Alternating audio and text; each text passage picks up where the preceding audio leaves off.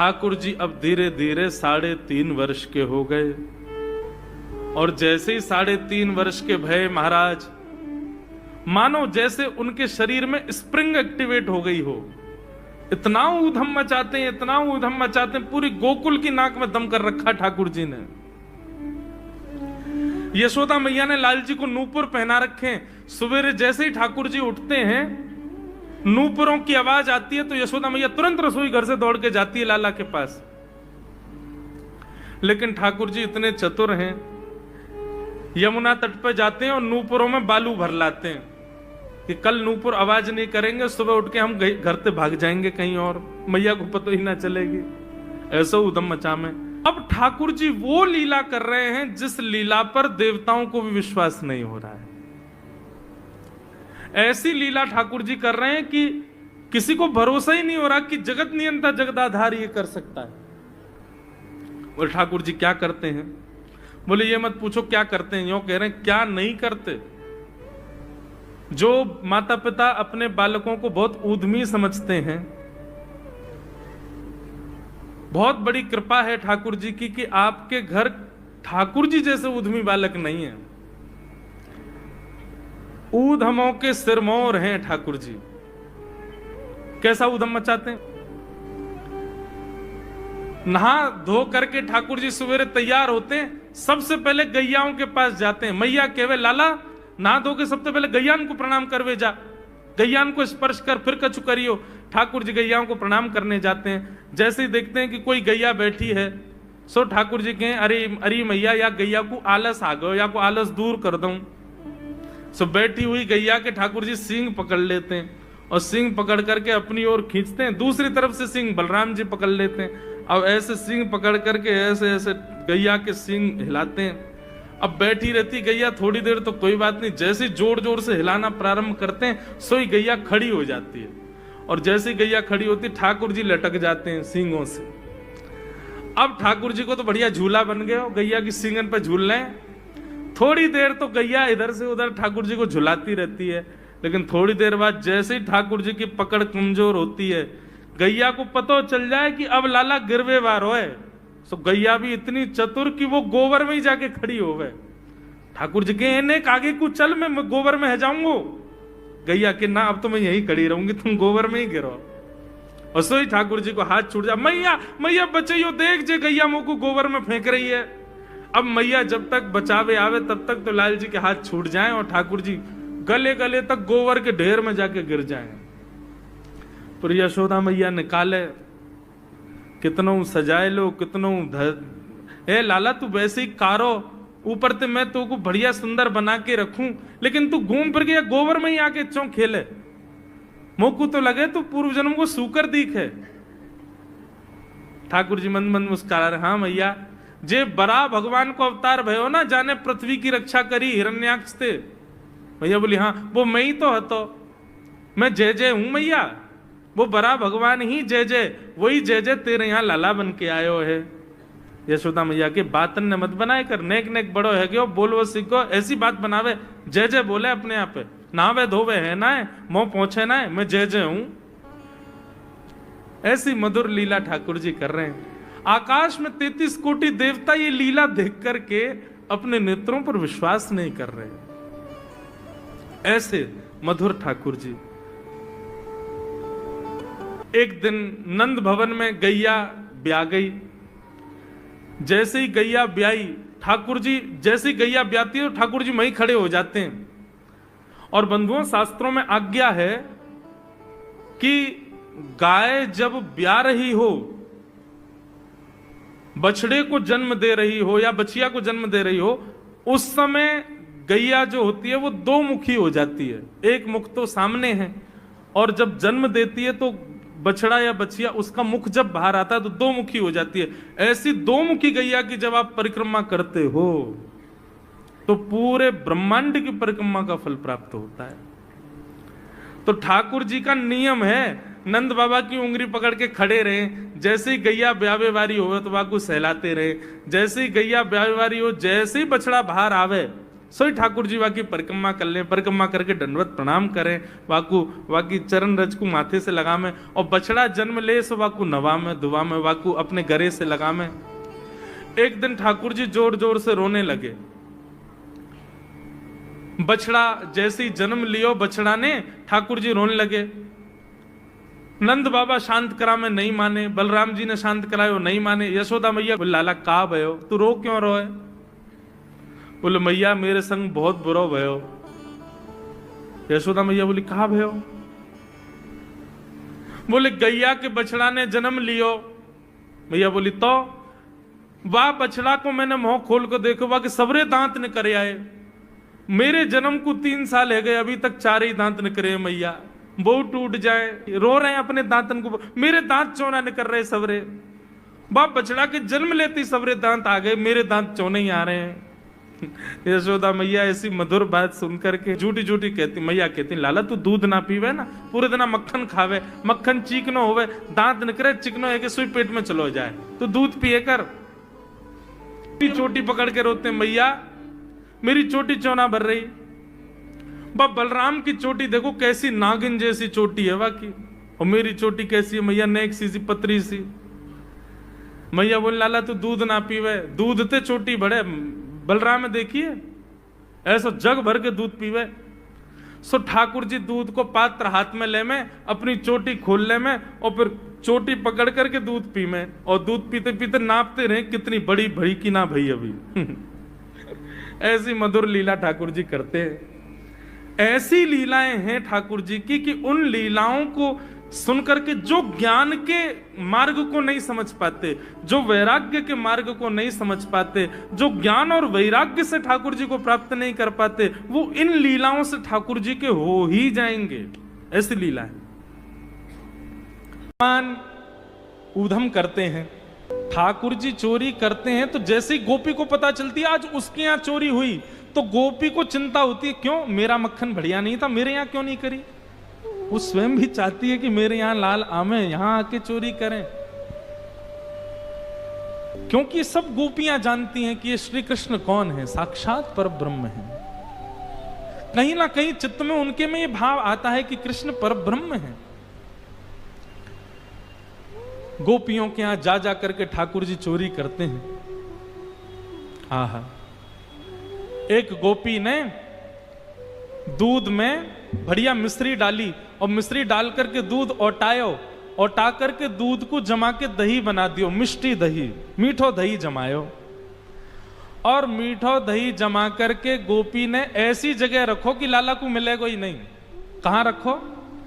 मटकी रख करके, और वाके ऊपर सुंदर एक बैठवे को मूढ़ा रख के वापस स्वयं बैठ गई। ठाकुर जी आ गए। ठाकुर जी आकर बोले और भाभी जी कहा हेरो है? गोपी बोली कछु ना हेरो, लाला तू कैसे आए हो यहां पे? ठाकुर जी बोले सुगंधी आ रही है, कहीं पे ऐसा लग रहा है कि चेंटी लगवे वारी है बहुत जल्दी। गोपी बोली लाला मैंने आज मीठो दही रखो है, लेकिन मैं तो को शर्त लगाऊं, यदि तेने ढूंढ लियो तो सबरो तेरो, और यदि तू नहीं ढूंढ पायो तो आज के बाद वचन दे तू मेरे यहां चोरी ना करेगो। ठाकुर जी बोले देख हम ते शर्त मत लगावे। गोपी बोली ना तो ती शर्त लगाऊंगी, यदि तेने ढूंढ लियो तो पूरा दही तेरो, और यदि तू नहीं ढूंढ पायो आज तो आज के बाद मेरे घर चोरी ना करेगो। ठाकुर जी बोले ठीक है लगी। इतने में ही भगवान ने कहा कियो ग्वाल बाल सब संगे है। अच्छा इतने ट्रेंड हो गए हैं कुछ ही दिनों में कि इशारों से ही समझ जाते हैं सब ग्वाल बाल ठाकुर जी क्या कह रहे हैं। ठाकुर जी ने सब ग्वाल बालों को इशारा किया। क्या इशारा किया? बोले शाम का समय हो गया है, गैया दोहने का समय हो गया है, बाहर जाओ और गायों के सब बछड़ा बछिया खोल के भाग जाओ, सब रो दूध बछड़ा बछिया पी जाएंगे, दूध काटवे को मिलेगा ही ना। इतने में ही ग्वाल बाल दौड़ करके गए और गौशाला में जाके सब बछड़ा बछिया खोल दिए, और बछड़ा बछिया अपने अपने मैयान के थनन के मुख में लगा करके और पीन लगे। इतने में ही सब ग्वाल बाल आए, अरे गोपी तू यहां बैठी है, मां तेरी गैयान को सबरो दूध पी गए बछड़ा बछिया। गोपी ने उठ करके खिड़की में से देखी तो सब बछड़ा बछिया दूध पी रहे हैं। तुरंत भागी गौशाला को। ठाकुर जी ने मूढ़ा उठा के दूर किया और मिष्टी दही गोद में लेकर बोले हम ते शर्त लगावेगी हैं? लेकर के बैठ गए। गोपी बोली मैया ऐसा उदम मचावे तुम्हारो लाला, अब बताओ कहां करें। अब मैया को हंसी भी आवे और बीच में नहीं मैं समझाऊंगी लाला को। ना मैया तुम हंस रही हो। एक गोपी बोली मेरे संग जो भयो वो कोई के संग नहीं भयो होगा। बोले तेरे संग कहा भयो।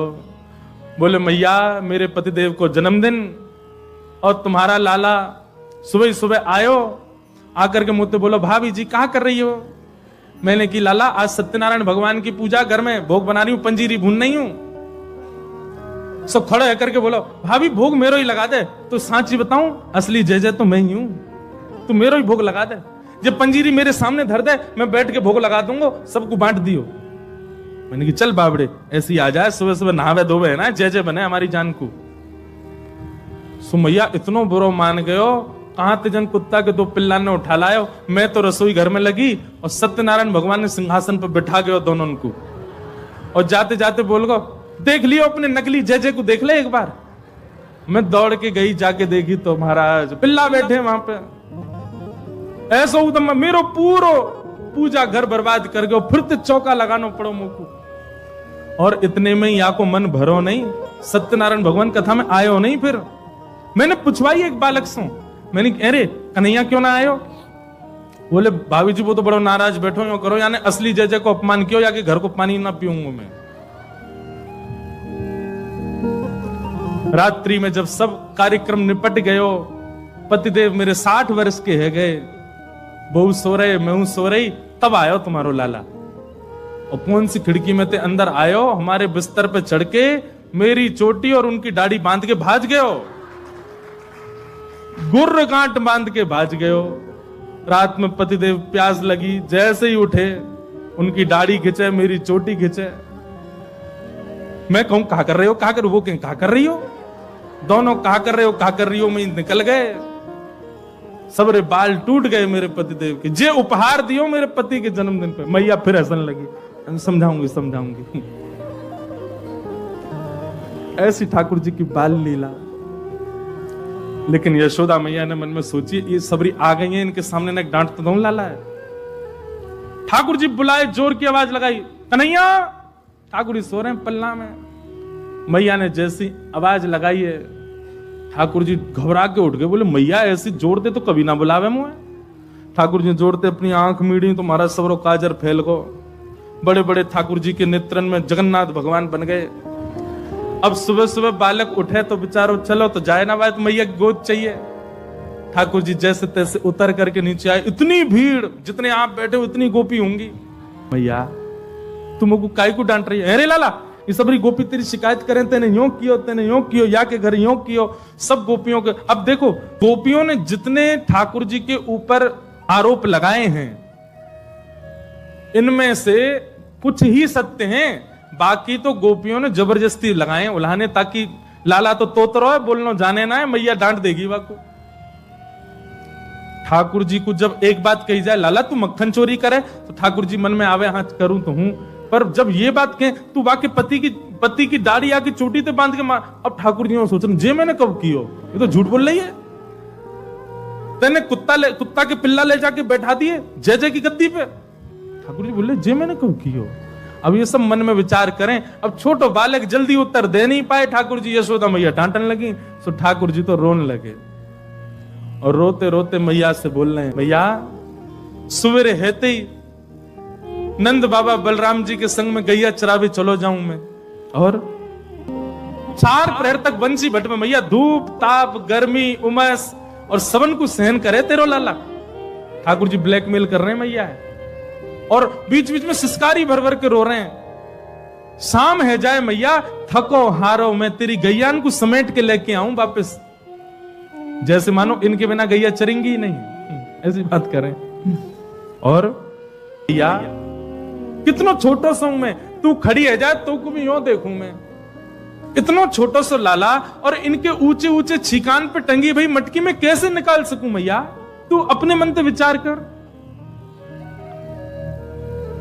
मैया सांची कहे तो बताऊं, मैं जब अपनी गैयान को चरा करके लौटूं तब जे गोपी जबरदस्ती मेरा हाथ पकड़ के मेरे मुंह पे मक्खन लगा के चोर चोर चोर, देखो हमारे घर से चोरी करके जा रहा हो। और मैया सांची पूछे तो जे छीका पे जब मटकी धरवे जामे तो इनसे मटकी फूट जावे, खुद फूट जावे, कहीं सास के डर के मारे मुंह पे इल्जाम लगा दें कि जे तोड़ के गए हो, जे खा के गए हो, जे चोरी करके गए हो। ठाकुर जी की बात सुन करके मैया तो बड़ी भावुक है गई। जब मैया ने एक भाव से में आई सो ठाकुर जी बोले अब ब्रह्मास्त्र छोड़ो। सो ठाकुर जी बोले मैया ये तो बहुत बोरी है, मैया तेरे मन में ये भावना नहीं है, इन सबन की बात सुन सुन के तेरे मन में ये भावना आ गई है, तेरे मन में कहां से आ जाएगी भावना? लेकिन मैया आज इन सबन की बात मान करके जो तेने मेरो हाथ इतनी जोर से पकड़ो, मैया अब मेरी बात सुन ले। बोले कहा मैया दल ले अपनी लकुट ले ले, अपनी कमरिया ले ले, कोई और बालक ढूंढ लियो तेरी गैया चरा दे करोगे, मैं ना चराऊंगा अब ते घर ते मेरो कोई संबंध नहीं। और मैया मैं तो जा रहा हूं घर छोड़ करके, अब कहीं और रहूंगा, जमुना जी किनारे साधु महात्मान के पास रह करूंगा, बाबा जी के पास रहूंगा मैं तो। नेक्स्ट से गोपाल जी जैसे ही अपने घर से निकलने लगे, छोटे से गोपाल जी छोटे छोटे चरणन से जा रहे हैं। यशोदा मैया के हृदय में तो भाव उत्पन्न है कि और दौड़ करके गई लाला को हृदय, अरे ना है लाला भाजो सबरी गोपी भगा दी, सब भागो यहाँ, मेरो लाला कहीं नहीं जाएगो। नंद भवन से सुबह सुबह निकल जाते हैं और राह चलता कोई भी हो अपरिचित, यदि वो साधु है, यदि वो कोई वैष्णव है, यदि वो कोई भजनानंदी है, तो ठाकुर जी उसके पास चले जाते हैं और पास जाके पता क्या बोलते हैं, अरे तुम यहां डोल रहे हो? बोलो भैया कौन हो तुम? अरे जी सब बाद में पूछियो, हम तो यूं कह रहे तुम यहां घूम रहे हो, नंद बाबा तुम्हारी मां बात देख रहे हैं, नंद बाबा तुम्हारा इंतजार कर रहे हैं। किसी से भी? बोले काय को कर रहे हैं भैया इंतजार? अरे आपके काजे यशोदा मैया ने 56 भोग बनाए हैं और यशोदा मैया तो थाली सजा के बैठी है, आप घर जाओगे तब आपको प्रेम से प्रसाद पवाएंगे, फिर दक्षिणाओं देंगे। अरे जल्दी करो, देरी मत करो, जल्दी नंद भवन पहुंच जाओ। रोज 150 से 200 अपरिचित वैष्णव संत साधु नंद भवन आते हैं और सब आकर के कहते हैं यशोदा मैया आप हमारी प्रतीक्षा कर रही थी, लाओ प्रसाद पवाओ। यशोदा मैया बोली मैं कौन ने कही आपसे? बोले आपको लाला बोल रहा हूं कि यशोदा मैया तो ये कह रही। यशोदा मैया जैसे तैसे पवा देती, दक्षिणा देती, रात में लाला से कहती चौरे लाला तू सबंते यूं क्यों कहते मैं प्रतीक्षा कर रही? मैया एक तो मैं अपने घर में सब तीर्थन को भेज दूं, ये संत महात्मा चलते फिरते तीर्थ है मैया, इनको जितना ऐसा कि अपने घर बुलाना चाहिए, इनको प्रसाद पवाना चाहिए, या हमारे गोकुल में आवे वाले सब संतन को खोज खोज के मैं तो तेरे पास भेजूं ताकि तू ने रसोई घर में लगेगी, भोजन प्रसादी बनावेगी और बढ़िया संतन को पवावेगी, तो तेरे घर में सबरे तीर्थ आ जाएंगे मैया। ऐसा प्रेम। एक दिन ठाकुर जी के अब मित्र बन गए। कौन है मित्र? मधुमंगल, श्रीदामा, तन सुखा, मन सुखा, धन सुखा, सुबल, ये ठाकुर जी के मित्र हैं। एक दिन ठाकुर जी अपने सब मित्रन के संग बैठे और मित्रों के संग बैठे हुए ठाकुर जी बोले भैया कल से हम लोग सब यज्ञ करेंगे। मधुमंगल श्रीदामा बोले क्यों लाला यज्ञ क्यों करेंगे? अरे नंद बाबा रोज अग्निहोत्र करें, मैंने उनसे पूछी अग्निहोत्र करवे ते कहा होवे, तो नंद बाबा बोले अग्निहोत्र करवे ते मन चाही वस्तु प्राप्त हो जाए, अग्निदेव प्रदान करें। ठाकुर जी के सब सखा बोले लाला तू काहे को करेगा अग्निहोत्र? बोले अग्निहोत्र करेंगे, अग्निदेव को प्रसन्न करके कहेंगे हमारी सुंदर सी बहू आ जाए, बस हमारा ब्याह हो जाए। अग्निदेव की प्रतीक्षा कर, अग्निदेव को प्रतिष्ठान करेंगे। सब श्रीदामा मधुमंगल 3.5 वर्ष के ठाकुर जी, सोचो 3.5 वर्ष के ठाकुर जी, सखा कितने बड़े बड़े होंगे। नेक्स्ट से सबरे सखा बैठ गए, सूखे पत्ता इकट्ठे करके अग्नि प्रज्वलित कर ली, सूखे पत्तान को चूरो बना के आपस में बांट लियो। ठाकुर जी आचार्य बन के बैठ गए और बोले सुनो मैं मंत्र बोलूंगा और जैसे ही कहूं स्वाहा सबरे डालियो, और नेक भी यदि तुमने चूक करी ना, नेक भी मैंने स्वाहा बोली और तुमने नहीं डालो तो फिर मोते मत कहियो, यदि तुम्हारी पत्नी काणी आ जाए, एक हाथे लूली आ जाए, लंगड़ी आ जाए, तो समय पर स्वाहा करना पड़ेगा। सब ग्वाल बाल बोले जो कहेगो लाला सो करेंगे, तू करवा। ठाकुर जी ओम नम नम नम स्वाहा, सब स्वाहा, सब एक संग डालते। हे श्री रामा तू देरी ते डाले, देख लियो लंगड़ी आ जाएगी तेरी बहू, अग्निदेव को प्रसन्न करो। इस प्रकार ठाकुर जी सब ग्वाल बालों के संग खेलते हैं। ग्वाल बाल बोले लाला यज्ञ तो है गयो, अब ब्राह्मणन को भोजन के काजे बुलाओ, यज्ञ के बाद ब्राह्मण भोज होना चाहिए। सोई ठाकुर जी अपने सब ग्वाल बालों की उंगली पकड़ करके पूरे गोकुल में जाते हैं, ब्राह्मणों के घर जाकर के कहते हैं आज नंद भवन में बढ़िया उत्सव भयो है, बढ़िया यज्ञ भयो है, भोजन के काजे शाम को आपको परिवार सहित आनो है। सबन को निमंत्रण दिया मैं। अब महाराज नंद भवन से जब निमंत्रण आता है तो ब्राह्मण लोग ब्राह्मणी से कहते हैं कि आज चूल्हा मत जलाना। क्यों? अरे नंद भवन में भोजन की सूचना मिलती है तो 3 दिन से भूखे रहते हैं ब्राह्मण। क्यों? इतना खवाएंगे नंद बाबा, इतना खवाएंगी यशोदा मैया कि पेट भर जाएगा, 2 दिन तक भूख भी ना लगेगी, इतना भोजन करना पड़े। ए ब्राह्मणी चूल्हा मत जलाई, और सुन नमक को पानी और दे दे। नमक को पानी पी पी करके भूख बढ़ाते हैं अपनी। बोले शाम को जाएंगे और बढ़िया चकाचक महाराज 56 भोग पाएंगे। शाम का समय हुआ, सैकड़ों हजारों ब्राह्मण आकर के नंद भवन के बाहर खड़े हो गए। यशोदा मैया ने अटारी से जैसे ही देखा इतने सारे ब्राह्मण, यशोदा मैया उतर करके आई, बोली आओ भगवान पधारो, सबन को जय श्री कृष्ण, सबन को प्रणाम। जे बताओ आज मेरे द्वार पर आप सबन को एक साथ आने को कारण कहा है? किसी को निमंत्रण देकर के और फिर पूछो कारण क्या है, बड़ा अजीब लगता है। किसी को आपने बुलाया भोजन पे, वो बेचारा आ गया, फिर आप कहो बताओ भैया कैसे आए, कितना अजीब लगे। ब्राह्मण बोले मैया तुम हम तो पूछ रही हो या बात है? अरे सवेरे तो भूखे प्यासे बैठे हैं, जल्दी भोजन पवाओ।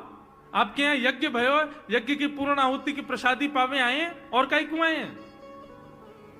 यशोदा मैया बोली कौन सा यज्ञ, कब भयो यज्ञ, कौन सी पूर्ण आहुति? ऐसा कछु ना भयो हमारे यहां, आप लोगन को कोई गलत जानकारी मिली है, कौन ने कही आपते? ब्राह्मणों के नेत्रों में आंसू आ गए। बोले मैया एक तो हम सवेरे से भूखे, ऊपर से ब्राह्मणी से मना और करे आए कि तू चूल्हा मत जलाइयो। ब्राह्मणी भी बाट निहार रही है कि डिब्बा में लेके आएंगे हमारे काजे भी भोजन। खाली हाथ गए तो ब्राह्मणी डांटेगी अलग। मैया तेरो लाला सवेरे सवेरे आयो और सब ग्वाल बालन के संग आके हमसे कह के गयो यज्ञ भयो, यज्ञ की पूर्ण आहुति में भोजन करवे सबन को आनो है, हम तो यही मारे चले आए। यशोदा मैया बोली या लाला ते कैसे बचूं मैं, पूरे दिना कम से कम 2-2.5 हजार लोगन को निमंत्रण ऐसे ही देते रहे। यशोदा मैया बोली आपकी व्यवस्था करूं, लेकिन पहले या लाला को तो देखूं मैं, है कहां ये? नंद भवन के पीछे बगीचा में ठाकुर जी अपने सब ग्वाल बालन के संग खेल रहे। यशोदा मैया गई, जाकर के बुलाए, ए लाला, ओ कन्हैया यहां पे आ। ठाकुर जी ने जैसी देखी यशोदा मैया बुला रही है, लेकिन यशोदा मैया के संग जे कौन खड़े हैं? ए श्रीदामा मधुमंगल। बोले हाँ ये तो सांची में आ गए सबरे ब्राह्मण, हम तो ऐसे खेल खेल में निमंत्रण दे के आए इनको। मैया बहुत मारेगी भैया, मैं अकेला नहीं जाऊंगा, तुम भी चलो मेरे संग, यदि मुंह में एक थप्पड़ पड़ो तो तुम मुंह पड़वाऊंगा। मैया बहुत मारेगी आज।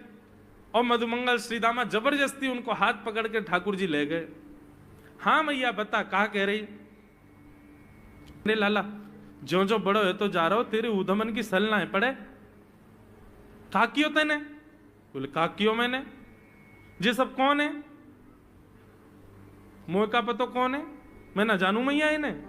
बोले जे सब रे ब्राह्मण है हमारे गोकुल के, और सब यूं कह रहे हैं तेने इनके घर जाके इनको सबन को निमंत्रण दियो, यूं कहीं हमारे यहाँ यज्ञ भयो आकर के आप सबन को भोजन पानो है। मैया तेरी सौगंध खा के कह रहा हूं, मुझको तो जीव ना पता इनको घर कौन सी गली में, झूठ बोल रहे हैं सब रे, मैंने निमंत्रण ना दियो।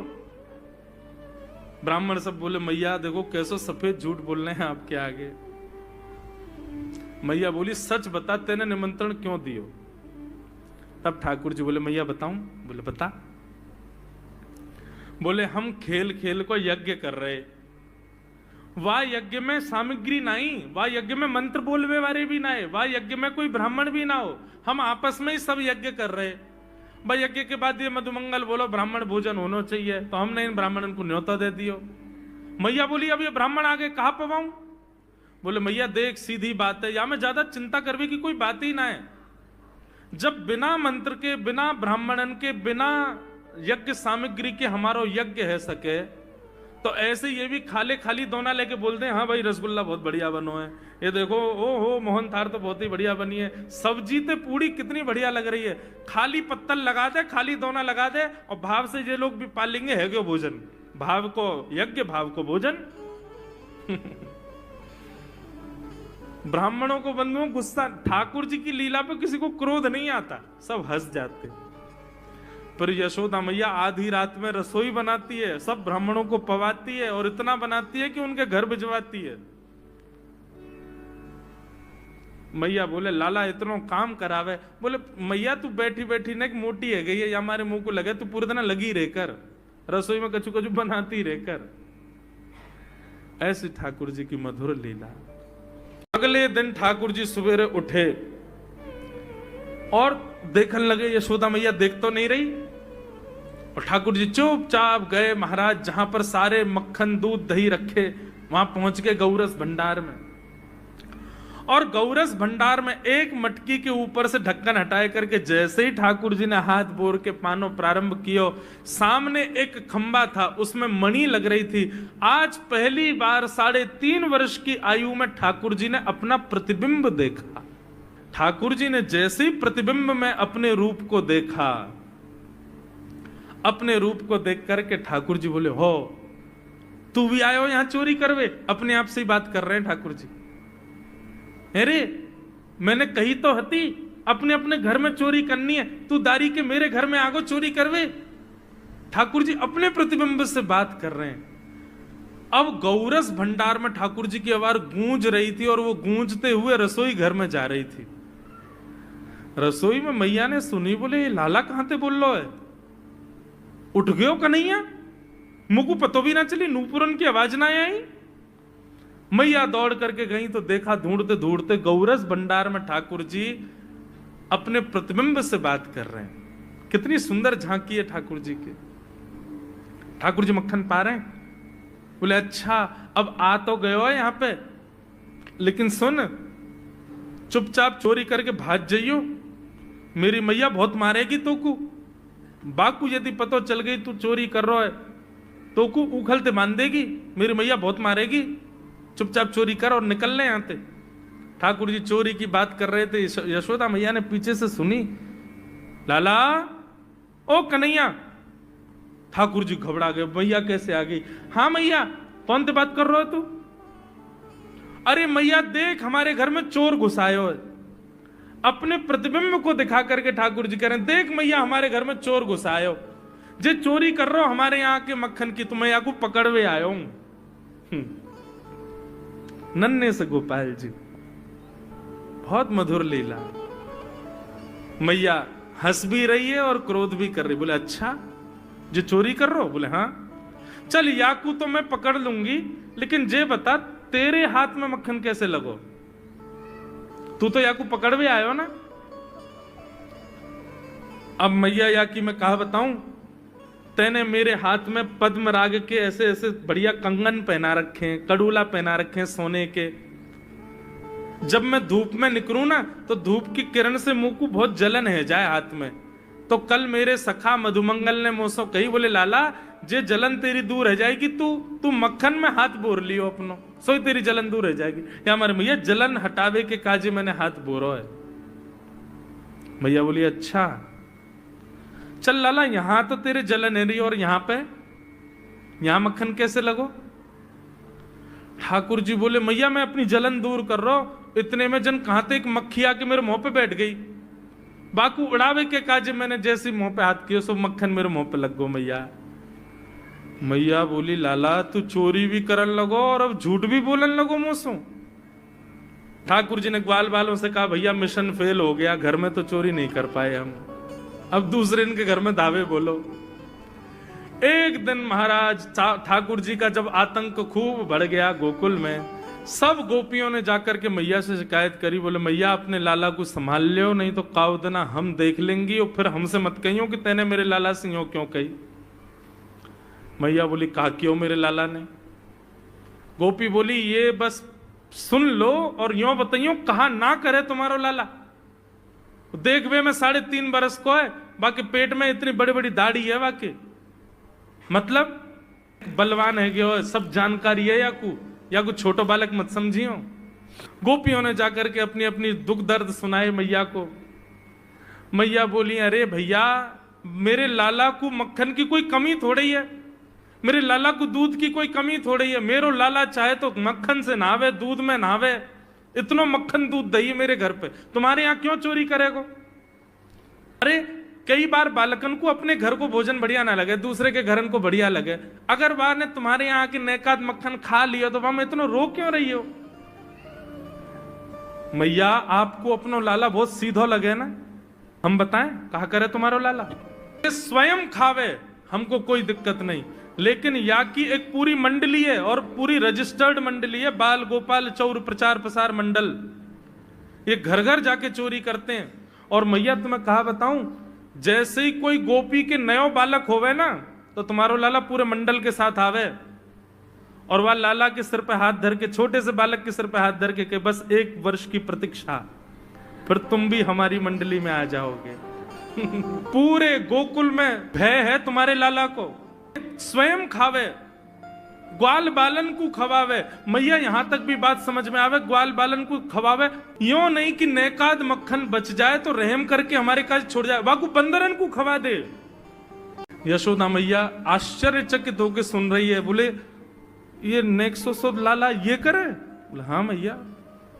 बोली मैया अगर चोरी करे तो दिक्कत, और यदि किसी कारण से हमने लाला को रोक दियो, चोरी नहीं कर पाए हमारे घर, तो हमारे रोने क्यों? बोले चूल्हा में ते कोयला लेके आवे और वह घर के बाहर हवा बना जाए, और यूं के अब जब तक या घर से मक्खन नहीं मिलेगा या के घर के लोग भूखे रहेंगे, और इन लोगों को भोजन छुड़वाने की जिम्मेवारी हमारी। बोले कहा करे फिर? बोले मैया भोजन बनना होगा, चूल्हे पे भोजन रखो रे, तो ग्वाल बाल सब ताकते रहे कब भोजन बनने को समय आवेगो। जैसे ही कछु और काम करवे के काजे गोपी ने कुट के जावे तो कहो तो बाकी कढ़ैया में खूब सारो पानी डाल जाएंगे, सब्जी ना बन पावेगी, आटे में नमक फेंक जाएंगे। ये बात जैसे ही यशोदा मैया ने सुनी, बोले नहीं नहीं नहीं नहीं, झूठ बोल रही हो, मेरो लाला ऐसा ना कर सके।